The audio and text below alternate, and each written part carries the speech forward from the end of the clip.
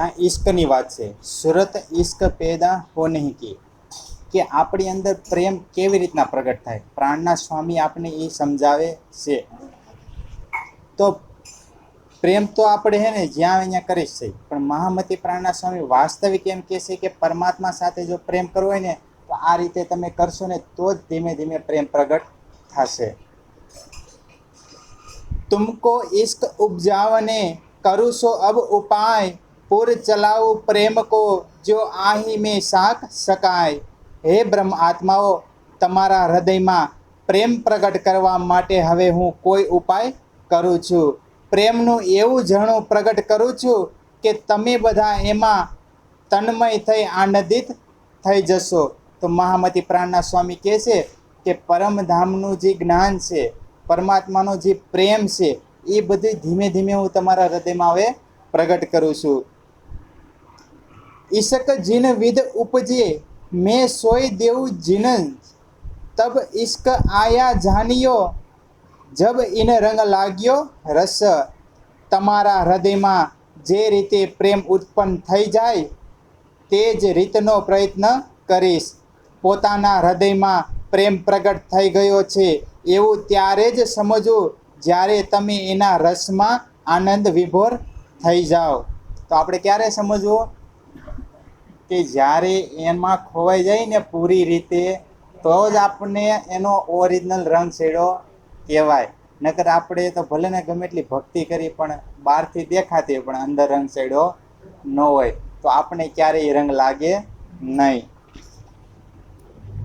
એટલે મહામતી પ્રાણના સ્વામી કહે છે કે હવે હું તમને એ રીતની પરમધામની વાત કરે કે તમને એ રંગ ચડશે. એ સુખ બિસરે ધની કે इन सुपन भौम में आए, सो फेर फेर याद देत हो जो गयो तुम्हें भुलाए. આ સપનવ્રત જગતમાં આવીને તમે ધામધણીના અખંડ સુખોને ભૂલી ગયા છો, એટલા માટે હું તમને વારંવાર એનું સ્મરણ કરાવું છું. તો આપણે મહામતી પ્રાણના સ્વામી કે આ જગતમાં આપણે આવીને પરમાત્માને આપણે ભૂલી ગયા. એટલે કહે છે ને મહામતી પ્રાણના સ્વામી કે આ ભૌમને ન ઓળખું મારું આપ, ઘર તણી મને શુદ્ધ નહીં, સાંભળે નહીં મારો નાદ.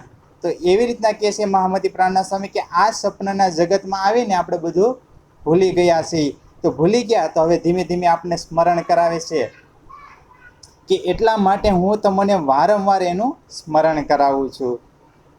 કેજી યાદ મિલાપ ધનિકો ઓર સખિયો કે સને, રાત દિન રંગ પ્રેમ મેં વિલાસ કિએ જે. પોતાના ધણીના મિલનની તે ઘડીઓને યાદ કરો અને સખીઓના સ્નેહને પણ યાદ કરો. તમે કેવી રીતે પ્રેમના રંગે રંગાઈને આપણા પ્રિયતમ ધણી સાથે રમણ કરતા હતા. તો હવે અહીં રમણની વાત આવે ને, મારી મમ્મી હમણાં સત્સંગ કર્યો ને, એ રમણની વાત કરે છે કે નહીં કરે છે કે એ રમણને તમે સદાયને માટે યાદ કરો. એ કે તમે કેવી રીતના તમે જાતા હતા પરમધામમાં, કેવી રીતના તમે મહોલમાં, રંગ મહોલમાં, મંદિરમાં, નાના નાના દેહોરીમાં તમે ફરતા હતા, કે તમે એને યાદ કરો વારે ઘડીએ. તમે ધીમે ધીમે જેમ જેમ યાદ કરતા જશો ને ઓટોમેટિક તમારા નજરમાં એ આવતું જશે અને તમને પ્રત્યેક રીતે દેખાવા મળશે. નિસ્દિન રંગ મહોલ મેં સાથ શ્યામાજી શ્યામ, યાદ કરો સુખ સબ અંગો જો કરતે આઠો જામ. આપણે બધા રંગ મહોલમાં રાત દિવસ શ્રી શ્યામાજીની સાથે રહેતા હતા, જેને આપણે આઠેય પહોરની લીલામાંથી જે સુખોને પ્રાપ્ત કર્યા કરતા હતા તેને તમે તમારી પ્રત્યક્ષ ઇન્દ્રિયોથી યાદ કરો. તો આપણે પરમધામની અંદર ભક્તિ કરતા હોય ને તાત્કાલિક આ વસ્તુ કાંઈ કાર્ય ન થાય. ધીમે ધીમે આપણે ભક્તિ કરતા હોય, પહેલાં આપણી શરૂઆત ક્યાંથી થાય? ખાલી નામથી, કે આપણે રાધે કૃષ્ણ કરતા હોય. ધીમે ધીમે પછી આપણે એને જાણવાની ઈચ્છા થાય કે પરમાત્માનું સ્વરૂપ કેવું હોય છે. પરમાત્માનું સ્વરૂપ જાણવાની ઈચ્છા થાય, એ જાણી લઈ પછી આપણે એવી ઈચ્છા થાય કે કેવી લીલા કરે છે, તો એ લીલાની ઈચ્છા થાય. તો એ લીલાની જ્યારે ઈચ્છા આવે ને તઈ હવે પછી એમ કહે છે કે શ્યામાજી સાથે આપણે બેસતા હતા, કેવી રીતના લીલા કરતા હતા, એ બધાનું પછી ધીમે ધીમે સ્મરણ થાય છે. ચોક્કસ કર ચિત દીજીએ આત્મ કો એ ધન, નિમક એક ના છોડીએ કર મનસા વાસા કર્મન. તમારા ચિત્તને સાબુદ કરી તે સુખને યાદ કરો. ખરેખર આ આત્માને અમૂલ્ય સંપત્તિ છે. પોતાના મન, વચન અને કર્મથી ક્ષણ માત્ર માટે આ ખજાનાને દૂર જવા ન દો. તો આપણો મોટો બધો ખજાનો પરમધામ જ છે. એટલે કે તમારા ચિત્તને સાબુદ કરી સુખોને યાદ કરો, એટલે દ્રઢતાપૂર્વક તમે એ સુખને યાદ કરો. આપણે કોઈ પણ કામ હોય નબળાઈથી કરતા હોય તે કામ પૂરું થાય? કોઈ દિવસ ન થાય. તો મહામતી પ્રાણના સ્વામી કહે છે એકદમ દ્રષ્ટાથી કરો તમે તો થાય, કે ધીમું ધીમું કરો તો કાંઈ ન થાય. એનું કે ખરેખર આ આત્માની અમૂલ્ય સંપત્તિ છે. આત્માની સંપત્તિ ઈશ છે ઓરિજિનલ, બીજી એકેય સંપત્તિ નથી. આપણે રોગ થઈ ગયો હોય પછી આપણી પાસે અબજો રૂપિયા હોય ને તોય કાંઈ કામના નહીં, પણ શરીર સારું હોય ને ભલે પૈસા ન હોય પણ આપણે કરોડોમાં ધનવામાં જ ગણાય. કેમાં ગણાય? કેમ કે શરીર સ્વસ્થ હશે એટલા માટે. તો એવી રીતના કહે છે કે આત્મા છે તો એને શુદ્ધ જે ધન છે એ ભજન ભક્તિ છે. તો એને જ આપણે ભજન ભક્તિ કરીને પરમધામને યાદ કરશું તો એના જેવું એક ધન છે નહીં. હા, એમાં કઈ લૂંટે એમ નથી. ઓલું હોય છે એ તો બધું લૂંટી જશે. એ અપની જાગની જો યાદ આવે નિજ સુખ, ઈશક આઈસો આવહી આઈસો સોએ સન્મુખ. આ સુખનું સ્મરણ થતું રહે એ જ આત્માની જાગૃતિ છે. એનાથી ઉત્કંઠ પ્રેમ જાગશે. તેથી તમે હંમેશા તેની તરફ ઉત્કટ રહો. શું કીધું? હંમેશા માટે તમે તૈયાર જ રહ્યો એના માટે, કે કોઈ પણ વસ્તુ ગ્રહણ કરવામાં, ભજન ભક્તિ કરવામાં. તો આ સુખનું સ્મરણ થતું રહે એ જ આત્માની જાગૃતિ છે. તો આપણે જાગૃતિમાં આપણે કે જાગો જાગો કે તમે ચોપાઈ કીધી હતી ને, નિંદની ગોળી ના ઉડે જો ગઈ જીવકો ખાય, રાત દિન અગિન જલે તબ નીંદ જાય ઉડાય. કે રાત દિવસ આપણે અંદરની અગ્નિ છે ને જ્વાળા એકદમ જયલા રાખે. તો એ કેની જ્વાળા હોય? કે મારા પ્રિયતમ ક્યારે મને મળશે. આ અગ્નિમાં એટલે આ સંસારની અંદર રહી રહીને હું દુઃખી થાઉં છું. હવે મને સુખની પ્રાપ્તિ ક્યારે થાય છે? તો સુખ તો કયું છે? પરમાત્મા. પરમાત્માને જે વ્યક્તિ જાણી લે ને એ મોટામાં મોટું સુખ છે. તો એ સુખની ખોજ કરવાની કહે છે આપણે. એટલે કે છે એનાથી ઉત્કંઠ પ્રેમ જાગશે. તો પરમાત્માને જાણીને તો જ પ્રેમ આપણા જીવનની અંદર આવે, નકર કોઈ દિવસ પ્રેમ આવે નહીં. તો આત્માની જાગૃતિ હંમેશા એ જ સમજવાની કે પરમાત્માને સદાયને માટે આપણે સ્મરણ કરતા રહીને એટલે આપણી આત્મા જાગૃત છે. इश्क धनी को आवही आही याद के माही, इश्क जोश धनी बिना और पैदा कहूँ नाही. આ સુખોનું સ્મરણ કરવાથી આપણા પ્રિયતમ ધણી તરફનો પ્રેમ પ્રગટ થશે. ધામધણીના આ સુખોને યાદ કર્યા વગર પ્રેમ તથા જોશ પ્રગટ થઈ શકે જ નહીં. આ સુખોનો સ્મરણ કરવાથી આપણા પ્રિયતમ ધણી તરફનો પ્રેમ પ્રગટ થશે. તો કઈ સુખો? મેં કીધું એ જ રંગમહોલ પરમધામનું એ જ. એટલે કે ધામધણીના આ સુખોને યાદ કર્યા વગર પ્રેમ તથા જોશ, એટલે શું કહે છે? એ સુખોને જ્યાં લઈને યાદ નહીં કરે તો પ્રેમે ન આવે ને જોશે ન આવે. જોશનો મતલબ શું છે? કે પ્રેમનો જે જ્વાલા હોય ને આખી જોશ દ્વારા પ્રગટ થાય. તો તમારે એનું વર્ણન કરવું હોય ને તો કાંઈ થાય નહીં, કેમ કે પ્રેમ પૂરેપૂરો પ્રગટ થાય તો જ તમે કોકને પ્રેમથી વાત કરી શકો, નવીન પ્રગટ થાય એમાં. કેમ કે જોશ આવે તો નવીન આવે વસ્તુ. ताथे पल पल में ठीक होए सुख लीजे जोश ईशक, त्यो त्यो दे दुख उडसी संग तज मुनाफक. એટલા માટે પ્રત્યેક ક્ષણે પોતાના પ્રિયતમને નજીક રહી તેમના આવેશ, જોશ તથા પ્રેમના સુખને પ્રાપ્ત કરો. તમે જેમ જેમ વ્યસ્ત આચરણનો ત્યાગ કરશો તેમ તેમ તમારા શારીરિક દુઃખો પણ દૂર થઈ જશે. તો આવેશ, જોશ તથા પ્રેમના સુખને પ્રાપ્ત કરો. તો હું કે આવેશ આવે એટલે એ સુખને પ્રેમને તમે કે સદાયને માટે પ્રાપ્ત કરો ધીમે ધીમે. પછી કે તમે જેમ જેમ વ્યર્થ આચરણ એટલે ખરાબ આપણે આચરણ કરતા હોય તો એ કે ત્યાગ કરશો તેમ તેમ તમારા શરીરના દુઃખો પણ દૂર થઈ જશે.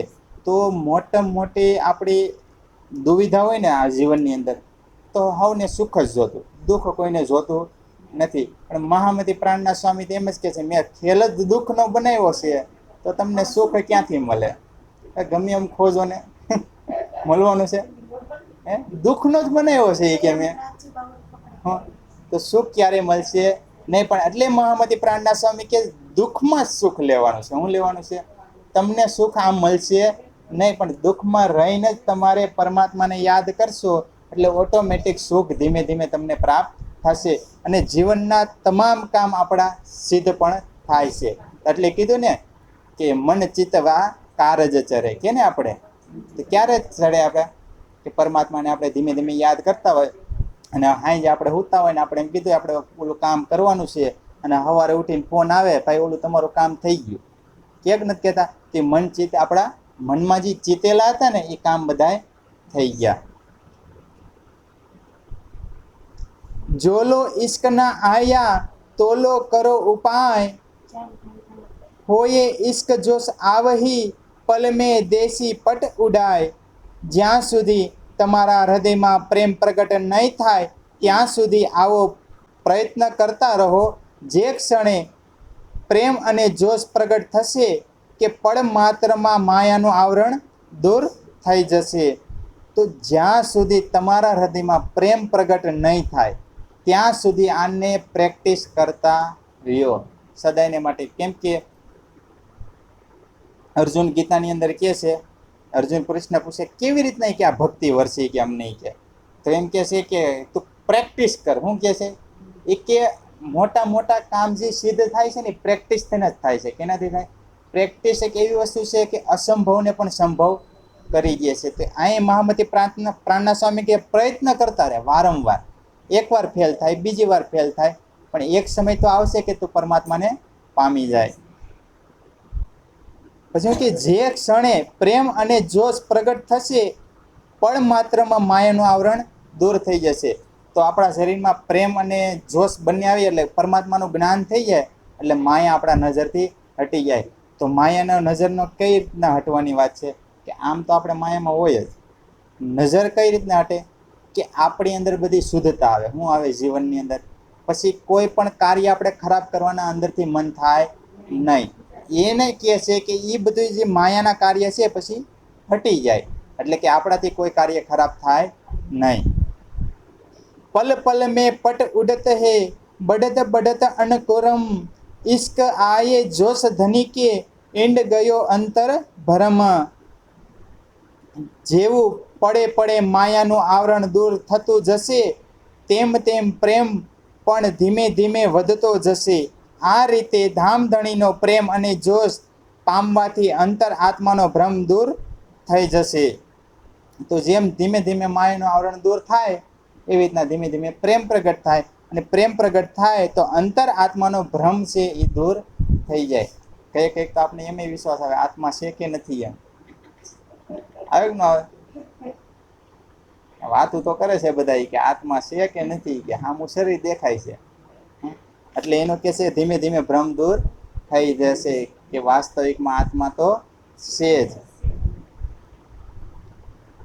નિમક નિમક મેં નિરખીએ પટ ન દીજીએ પલ લ્યાએ, છેટી છીનના પર છકે અબ ઇશ્ક જોશ અંગ આયે. એટલા માટે પ્રત્યેક ક્ષણે પરમધામના સુખો તરફ નિરખતા રહો. પળ માત્ર માટે પણ અજ્ઞાનના આવરણને આવવા દેશો નહીં. જ્યારે એક ક્ષણ તુરંત પણ અંતર રહેશે નહીં ત્યારે પરબ્રહ્મનો આવેશ અને પ્રેમ હૃદયમાં આવી જશે. તો કે માયાનું આવરણ એક પલવાય તમારા હૃદયમાં આવવા દેશો નહીં. અને જેમ ધીમે ધીમે વધતું જશે અંતર રહીને ત્યારે પરબ્રહ્મનો આવેશ અને પ્રેમ હૃદયમાં આવી જશે. તો ઓટોમેટિક જ આવશે. આપણે એમ કે કેવી રીતના આવશે, શું આવશે એ આપણે વિચારવાનું નથી. આપણે ખાલી કાર્ય કરતા જઈએ ને એટલે એનું કાર્ય ઓટોમેટિક થતું જાય છે. ભક્તિનો માર્ગ એક ભક્તિનો માર્ગ જ એવો છે કે એમાં તમે એને ફળની ઈચ્છા ન રાખો. તમે બધાય ગમે કામ કરો એમાં તમારી ફળની ઈચ્છા હોય. આપણે કામ કરવા જઈએ તો પૈસા આવે, કોઈની સહાય કરી તો હામી સહાય કરશે, હર વ્યક્તિમાં આપણું ફળ છે. પણ જ્યારે ભક્તિના માર્ગે ચડી છે, હું રાધે કૃષ્ણ આખો દિવસ કરું તો મને શું મળે? કાંઈ નથી મળતું. મળે હે? દેખાવમાં કાંઈ નથી મળતું એટલે પણ એટલે એમ કે છે અહીંયા મહામતી પ્રાણ કે પરબ્રહ્મનો આવેશ અને પ્રેમ હૃદયમાં આવી જશે એ ઓટોમેટિક જ આવશે. એ તમને દેખાય છે નહીં કે તમારી પાસે આવે છે કે નથી આવતું, તમને નહીં દેખાય. એ ઓટોમેટિક બધા કાર્ય ધીમે ધીમે થતા જશે. ઈશક પહેલે અનુભવીએ જીન સ્વરૂપ નિજ ધામ, તીન ખીન બેર ન હોવીએ ધની લેત અસલ આરામ. સર્વપ્રથમ પ્રેમ દ્વારા શ્રી રાજજીના સ્વરૂપ તથા પરમધામનો અનુભવ થવા લાગશે. ધામધણી એક ક્ષણનોય વિલંબ કર્યા વિના તમને પોતાના શાંતિ સરસા સાપશે. ધની લેસ અલસ આરામ, શાંતિ એટલે તમને શાંતિ આપશે. અને હું સાપશે એટલે હું છે આરામ લખવા અહીંયા ચોપાઈમાં, એટલે તમને કે નેટ આરામ જ મળશે. કેમ કે આપણે કોઈ પણ કામ સિદ્ધ થઈ ગયું એટલે આપણે આરામથી આપણે હુઈ જાય કે નહીં. તો એવી રીતના કે મહામતી પ્રાણનાથ સર્વપ્રથમ પ્રેમ દ્વારા શ્રી રાજજીના, રાજ્ય એટલે કૃષ્ણ ભગવાન, સ્વરૂપ તથા પરમધામનો અનુભવ થવા લાગશે. કે પરમાત્માનો અને પરમધામનું આપણા ઘરનું સ્મરણ મળશે થવા, એટલે ધામધણી એક ક્ષણનો વિલંબ કર્યા વિના, એટલે એ ધામધણી તમને હે ને પરમાત્મા એક ક્ષણનો વિલંબ નહીં કરે, તમને તરત શાંતિ આપશે, તમને તરત જીવનમાં આરામ આપી દેશે.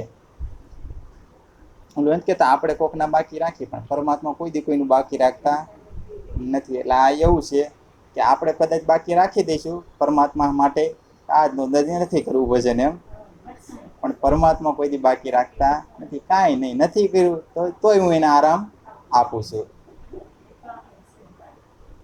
બેઠે મૂલ મિલે મીને ધની આગુ અંગ લગાએ, અંગ ઈશક જો અનુભવીએ તુમ ક્યો ન દેખો ચિત લ્યાએ. તમે મૂલ મિલાવવામાં ધામધણીની સામે એકબીજાને જોડાજોડ બેઠેલા છો.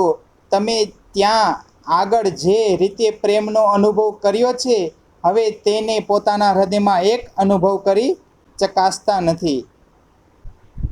દાય કહે છે તમે મૂલ મિલાવવામાં ધામધણીની સામે એકબીજાને જોડાજોડ બેઠેલા છો.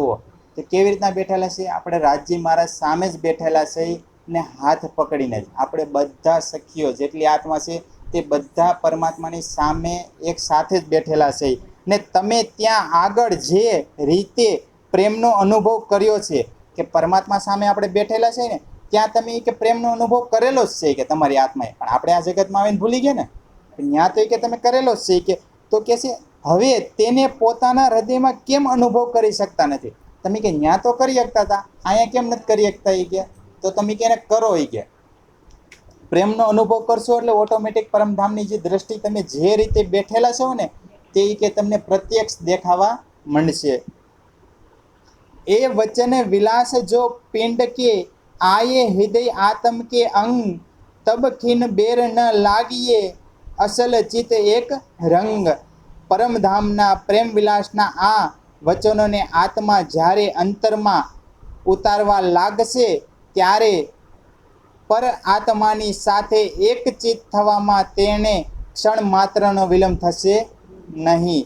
પરમધામમાં પ્રેમ વિલાસના આ વચનોને, તો આપણે આ વાણી સાંભળી છે ને એ સાંભળીને કે વચન આપણા હૃદયમાં ધારણ થઈ જશે ને તો એક પલવાય કે વાર લાગશે ને તરત પરમાત્મા આપણી સમક્ષ આવી જશે.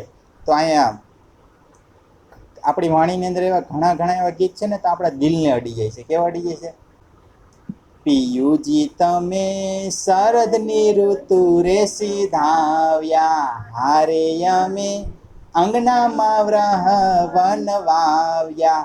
એ વન ખીણ કુપડિયું મૂકી, હારે મારું તેમ તનડું સુકે. હો શ્યામ પિયું પિયું કરી રે પુકારું, હો શ્યામ પિયું પિયું કરી રે પુકારું. કે જ્યારે આપણું તનડું આપણું તન સુકાવા માંડે ને તઈ ખબર પડે કે તઈ આપણે પિયું યાદ આવે, ત્યારે આપણે યાદ આવતા નથી.